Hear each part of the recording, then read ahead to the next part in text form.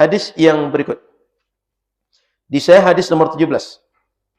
Wa bihi ilahi qal an Abdullah bin Abbas radhiyallahu taala anhuma qala Rasulullah sallallahu alaihi wasallam idza dubighal ihabu faqad tahur.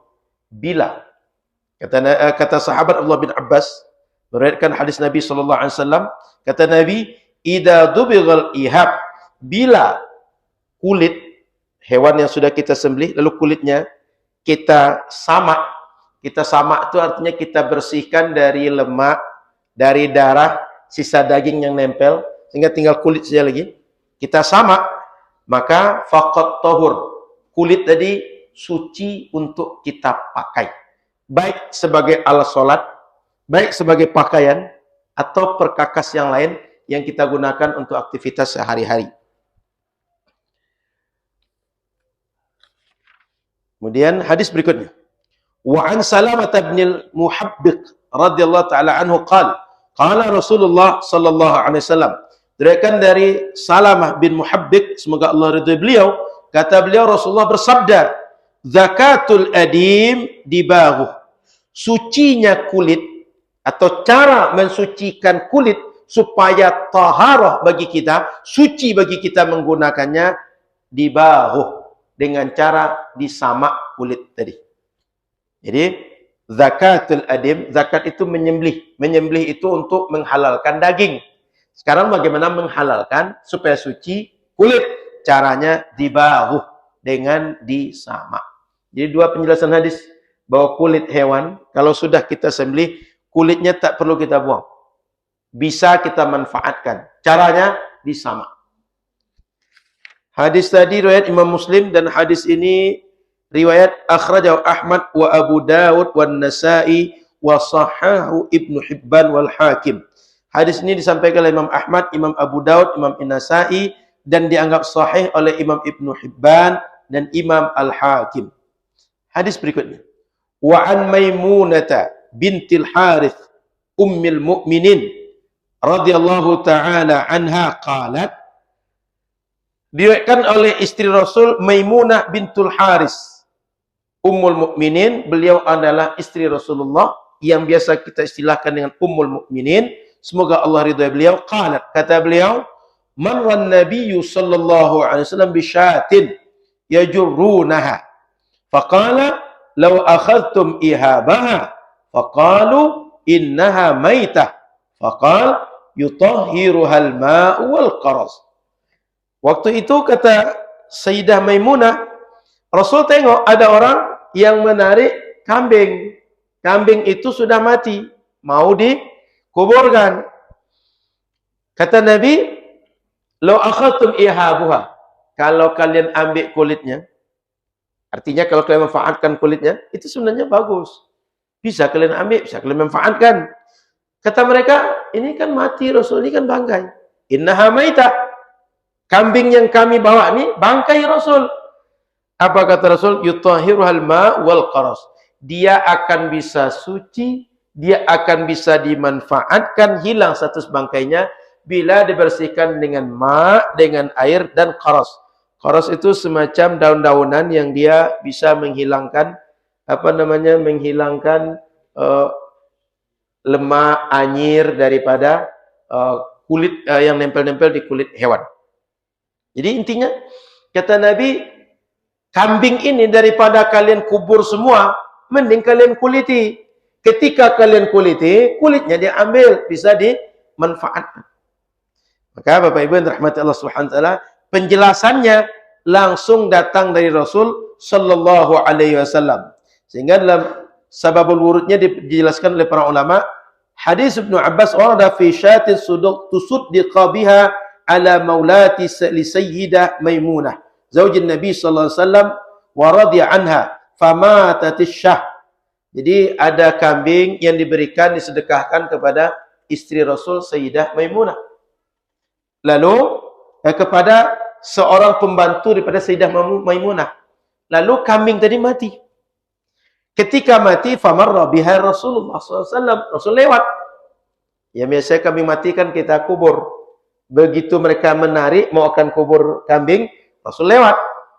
Maka kata Nabi, hala akhadtum ihabaha fadabagtumuhu fantafa'tum bih. Dalam redaksi yang lain, kenapa tak kalian ambil dagingnya? Kulitnya. Mending kalian ambil kulitnya sehingga kalian sama, kemudian kalian manfaatkan.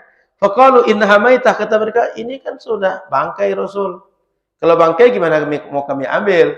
Mestinya kami tanam saja lagi. Faqala innama hurrima akluha.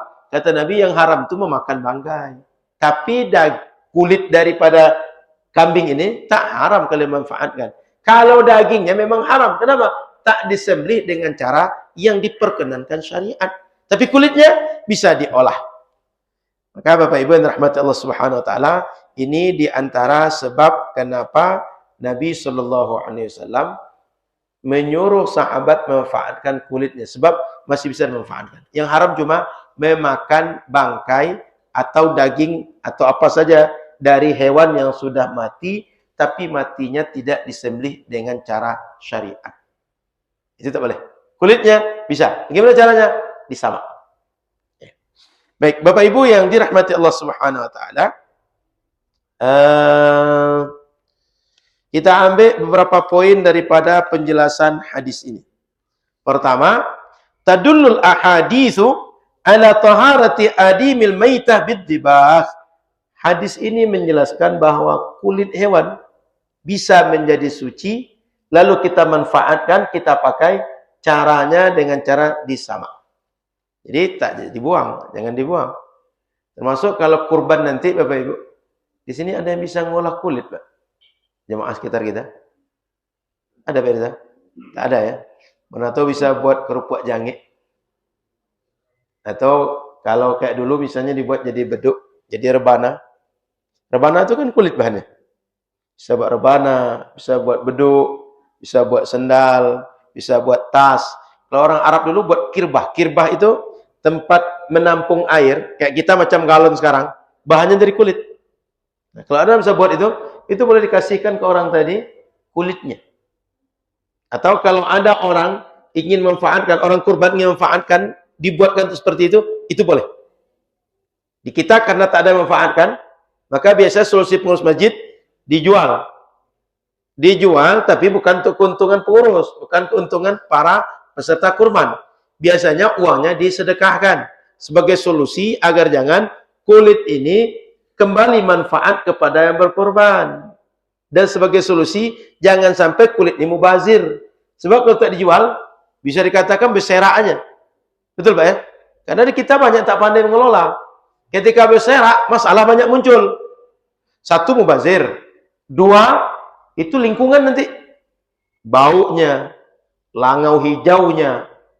Belum lagi berbagai hal, efek-efek lingkungan dari gara-gara kita biarkan kulit tadi. Makanya di kita, biasanya kita jual. Bukan karena kita ingin ngambil uangnya.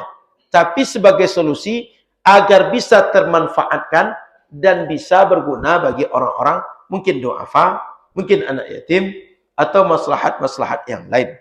Jadi Bapak Ibu yang rahmati Allah Subhanahu wa taala, Nabi mengajarkan bahwa kulit bisa kita gunakan untuk dimanfaatkan berbagai fasilitas kehidupan kita.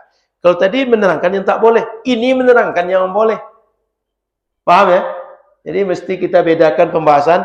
Tadi menerangkan yang tak boleh, sekarang menerangkan yang boleh. Yang ini tadinya kita pandang tak boleh. Dalam pandangan kita tak boleh. Yang tadi dalam pandangan kita boleh, ternyata tidak boleh. Oke.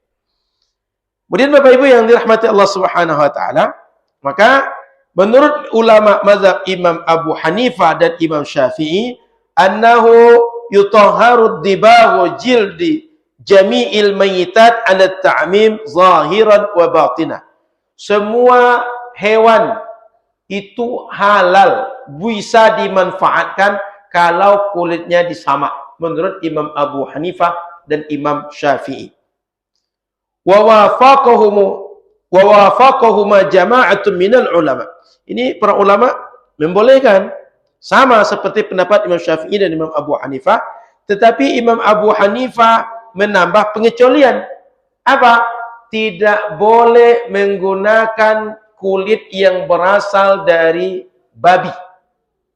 Wa zada Syafi'iyah, kata ulama Syafi'iyah ditambahkan, begitu juga dengan anjing. Artinya, mereka membolehkan kulit semua hewan, tapi tidak boleh kulit berasal dari anjing dan dari babi. Selain itu, mereka bolehkan. Dari mana dasarnya? Karena dasarnya daging babi, daging anjing disebut syariat rijsun, disebut syariat najis, sehingga tak boleh kita kelola. Mau kita kelola pun dia tak berubah status najisnya karena kita sama.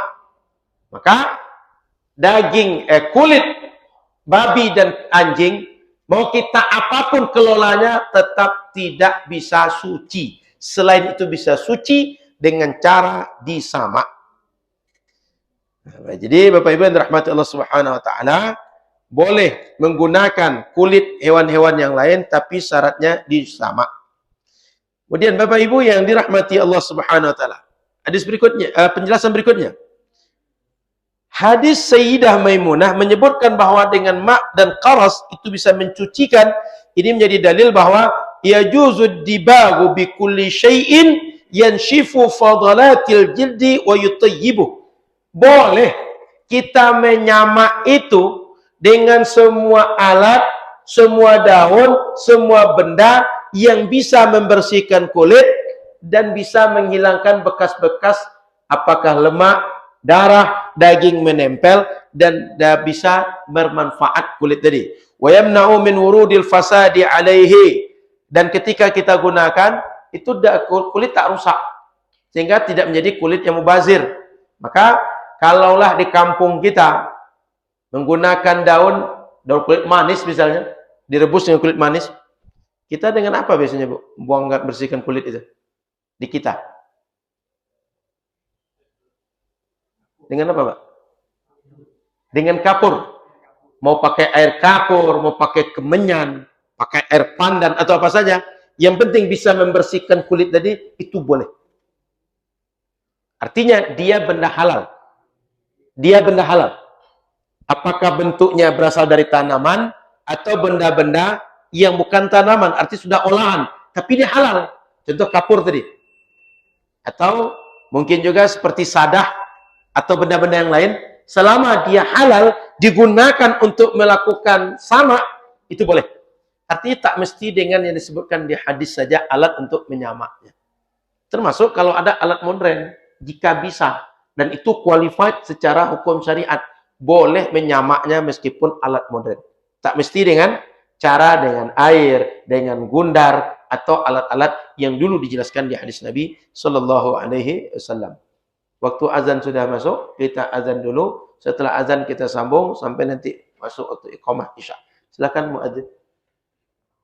Baik, Bapak Ibu, kita masuk sesi diskusi. Kalau ada pertanyaan, silakan. Kalau ada yang bertanya dari penjelasan hadis, silakan.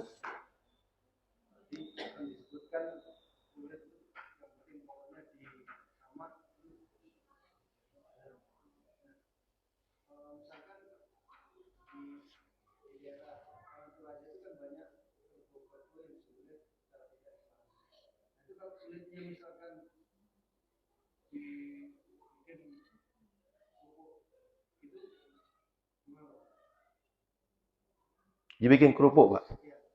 Baik, kalau dimakan tak boleh, Pak. Tapi kalau sudah digunakan alat saja boleh. Karena Nabi menjelaskan bahwa memakannya tak boleh. Maka memakan dagingnya atau memakan kulitnya tak boleh. Kalau untuk makan. Tapi kalau dimanfaatkan, tapi bukan untuk dimakan, boleh. Sucinya untuk dipakai saja, bukan untuk dimakan. Gitu, Pak. Jadi kalau makan dia punya makna yang lain, bahwa dia akan menjadi darah daging kita. Di antara sebab dia menjadi halal, menjadi barokah, kalau dia dengan nama Allah. Jadi, tadi itu dijelaskan semuanya adalah manfaat yang sifatnya bukan untuk makan minum. Tapi sekedar digunakan perkakas kehidupan kita saja. Gitu Pak. Makanya kita, supaya kita pasti makannya halal atau tidak, pastikan bahwa orang ini menyembelih dengan cara yang benar menurut syariat. Maka termasuk di kita, membeli kerupuk jangik pun kalau bisa, pastikan berasal dari kulit hewan-hewan yang disembelih sesuai menurut syariat. Makanya memang Bapak Ibu, aktivitas jual beli makanan terutama, kalau bisa memang kita belanja dari orang yang kita kenal. Atau dari perusahaan yang kita tahu bahwa dia akan memproduksi yang halal. Itu pentingnya sebuah perusahaan atau sebuah brand, dia punya legalitas halal dari MUI. Kenapa? Ini menjadi garansi bagi masyarakat bahwa yang dia makan ini adalah sudah diperiksa kehalalan, baik bahan, baik proses, sehingga kita tinggal santap oleh lembaga yang legal, yang memang otoritasnya ada di dalam masalah itu. Itu gunanya, Pak. Sehingga kalau orang bertanya, ini kan muslim, untuk apa lagi label-label halal itu? Sebenarnya justru itu membantu kita.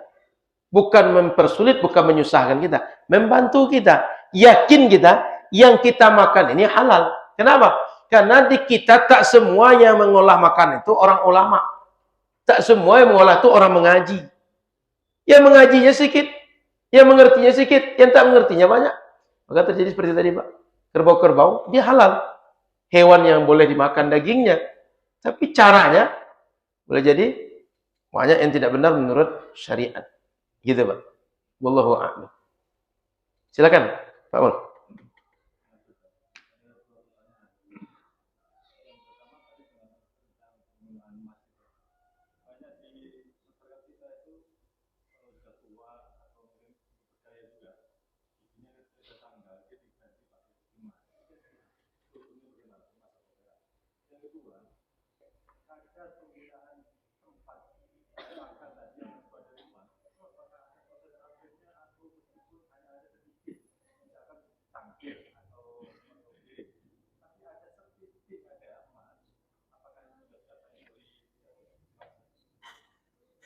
Cukup, Pak.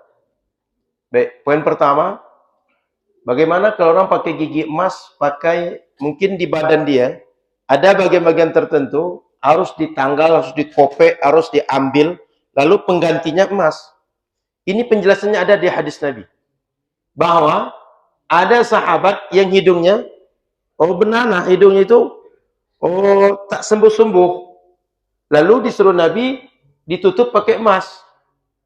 Nah, jika badan kita sakit dan benda yang bisa, yang katakan sesuai untuk alat tubuh kita itu berasal dari emas dan perak, itu boleh. Rasul pernah suruh sahabat seperti itu. Sehingga kalau ada gigi atau hidung atau ada di badan kita ini, logam yang lain dia nggak bisa. Kalau dipakai justru benanah, justru dia rusak, justru dia makin parah sakitnya. Lalu diganti dengan emas, itu boleh. Nabi pernah melakukan itu pada sahabat. Dan kalau orang itu meninggal, ini emas ini boleh ditarik dan jadi warisan. Kalau sempat emas ini terkuburkan bersama orangnya, kuburnya boleh digali untuk ngambil emas tadi. Serius, Pak? Kalau terkuburkan orang tadi dengan emas-emas tadi itu boleh digali. Kenapa? Karena emas tadi dikubur mubazir, tak ada gunanya. Tapi bila dia ambil, bisa digunakan untuk banyak hal. Contoh jadi warisan ahli warisnya. Gitu, Pak Mal. Itu boleh. Jika tujuan seperti itu. Maka kalau ada orang memakai di alat di badan dia sebagai pengganti organ yang sudah ditarik atau untuk aspek kesehatan memakai emas dan perak, itu dibolehkan. Rasul yang menjelaskan seperti itu. Yang kedua, bagaimana tentang ada campuran? Ya, Pak Mal ya. Sebenarnya di bab ini kalau dibaca berapa hadis ke depan itu ada pembahasannya. Secara singkat, jika ada sekedar perekat, dia butuh emas, dia butuh perak, sekedar untuk pelebur, itu boleh. Tapi bukan bahan utama. Atau dia ini pecah, lalu kita rakit lagi, kita tempelkan lagi, kita ulas lagi, tapi bahan yang bisa cuma emas dan perak, itu boleh. Tapi bukan bahannya dari emas dan perak.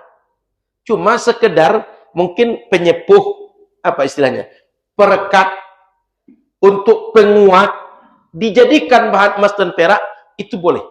Karena memang kan logam-logam ini punya fungsi yang berbeda-beda, punya tingkat kerekatan dan kekuatan yang beda-beda. Jika fungsinya sekedar untuk merekatkan, untuk mengokohkan, untuk mempertemukan kembali yang pecah, yang rusak, itu diperbolehkan. Tapi jika bahannya memang dari emas dan perak, bukan untuk tujuan merekatkan, untuk mengokohkan, untuk memadukan, itu tidak diperbolehkan seperti itu. Gitu Pak Bang. Nanti insya Allah ada beberapa hadis berikutnya kita membahas tentang itu. Gimana Pak? Perhiasan tujuannya. Perhiasan satu, yang kedua untuk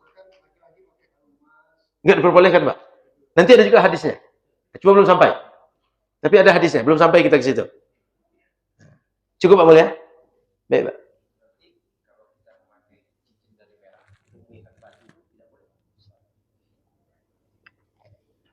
Baik.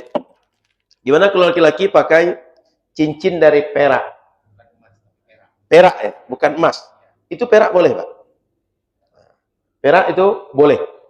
Jadi kalau memakai kalung atau perhiasan lain dari bahannya emas, laki-laki tak dibolehkan. Ada hadisnya nanti akan kita baca, belum sampai kita, tapi ada hadis itu.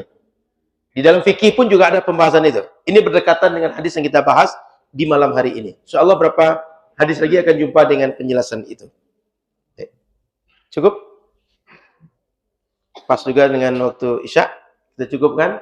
Jadi Bapak Ibu yang dirahmati Allah, InsyaAllah akan kita bahas di pertemuan berikutnya. Beberapa pembahasan yang masih mirip dengan ini, di antaranya ke depan, bagaimana kalau kita memakai alat makan minum punya orang kafir. Ya, kayak kasus-kasus ketika Idul Fitri, dia datang ke tempat kita. Saat mereka Natalan, dikasih kita makanan. Gimana, kita makan atau tidak? Atau kita diundang ke rumah mereka? Atau kita singgah di kampung-kampung, di situ rata-rata orang non-muslim. Dia biasa masak babi, masak anjing, kemudian minum khamar. Lalu alat yang sama, boleh tidak kita gunakan alat makan minum kita? Pembahasan ke depan insyaAllah. Sudah itu tadi pembahasan seperti yang ditanyakan Pak Mul, gimana hukumnya kalau seandainya sebagian bahannya itu berasal dari emas dan perak. Nah, itu insyaAllah kita bahas di pertemuan berikutnya. Asal sabar Bapak Ibu, banyak informasi yang akan dapat. Tentu saja tak mungkin sekali mengaji, semua ilmu itu dapat. Kalaupun dikasih semuanya, jangan-jangan kita pun tak kuat, error pula menerimanya. Maka bersabar saja, sedikit demi sedikit, asal mau ngaji terus, insyaAllah banyak yang akan didapatkan, berasalkan kajian dari Quran dan hadis. Jadi Bapak Ibu, pastikan satu di antara dua, jangan keluar. Kalau keluar, Bapak Ibu, seperti orang lepas ke rimba, rimba yang tak ada tuan, rimba yang tak jelas aturan. Maka tersesat, tak jelas akan kemana, bermuara kemana. Mudah-mudahan manfaat. Semoga kita istiqamah dan kita terjaga dalam syariat sepanjang hidup kita insyaallah. Subhanakallah bihamdika, asyhadu an la ilaha illa anta, astaghfiruka wa atubu ilaika. Assalamualaikum warahmatullahi wabarakatuh.